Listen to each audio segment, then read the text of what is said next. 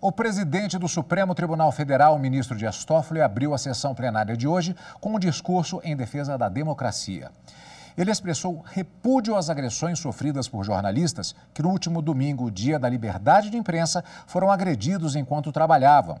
O ministro Toffoli afirmou que a corte vem atuando para garantir a segurança jurídica do país, tendo como prioridade a garantia da saúde e do emprego da população.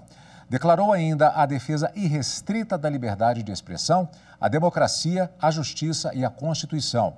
Disse que não há solução para as crises fora da legalidade constitucional e completou: a Constituição governa os que governam.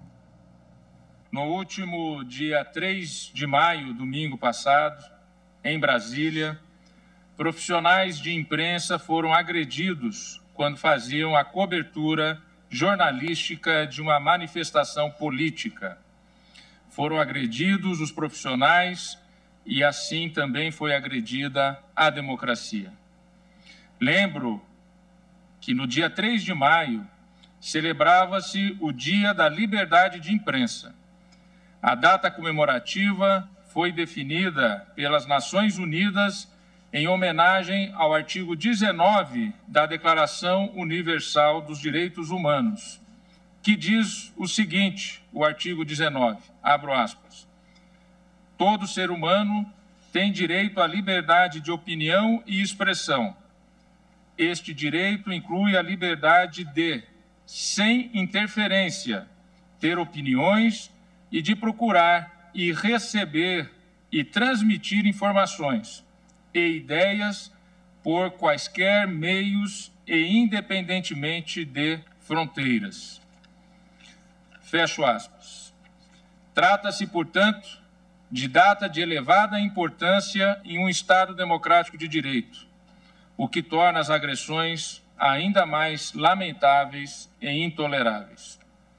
Por isso, em nome da Corte, gostaria de deixar registrado na ata desta 10ª sessão ordinária do plenário o nosso repúdio a todo e qualquer tipo de agressão aos profissionais da imprensa, devendo a conduta dos agressores ser devidamente apurada pelas autoridades competentes.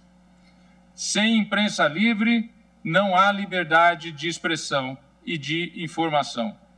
Sem imprensa livre, não há democracia. Desde a Constituição de 1988, temos assistido ao contínuo avanço e fortalecimento das instituições democráticas brasileiras. Devemos tais avanços, em grande medida, exatamente à imprensa, que amplia as fronteiras do acesso à informação e da livre expressão política, intelectual, cultural e científica. Estamos enfrentando uma pandemia sem precedentes em nosso país e no mundo, com reflexos dramáticos para nós na vida de inúmeros brasileiros. A imprensa tem realizado um trabalho de excelência em auxiliar nas informações necessárias à prevenção da sociedade e muitas vezes colocando sua própria saúde dos profissionais da imprensa em risco. Mais do que nunca é momento de união. Devemos prestigiar a concórdia, a tolerância e o diálogo, bem como exercitar a solidariedade e o espírito coletivo. É momento de harmonia, de equilíbrio e de ação coordenada entre as instituições e os poderes da República e os entes da Federação. As divergências existem, pois elas são naturais na democracia.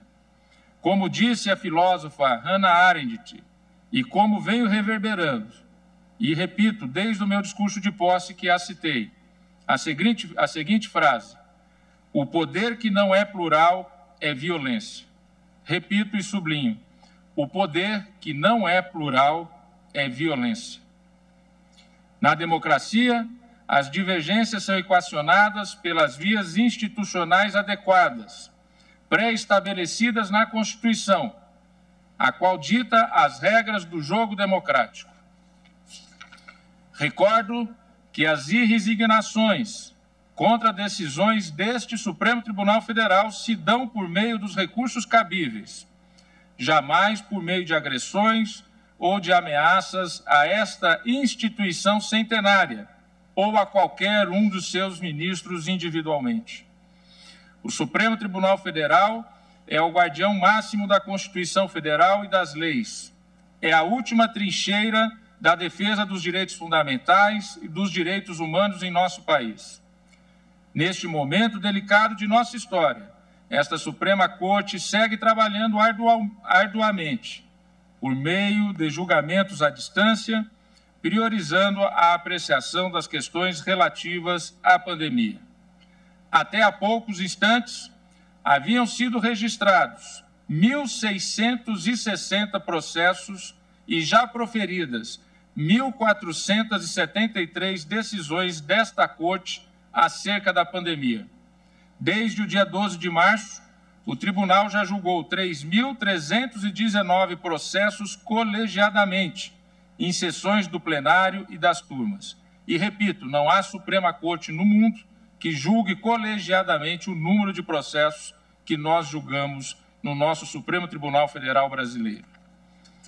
Em 7 sessões realizadas por videoconferência, o plenário apreciou 16 referendos em medidas cautelares, todas elas relacionadas à pandemia, assim como hoje continuaremos a analisar outras medidas também relacionadas à pandemia.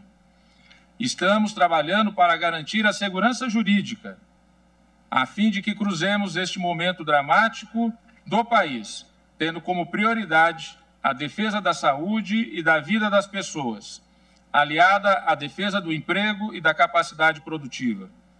Por isso, reitero o que afirmei recentemente neste plenário. Não há solução para as crises fora da legalidade constitucional e da democracia, ambas salvaguardadas pelo Supremo Tribunal Federal. Todos os poderes da República e os entes da Federação e todas as instituições do Estado brasileiro devem atuar dentro dos limites da Constituição de 1988 e das leis do país, e com total respeito aos valores democráticos. A Constituição governa os que governam.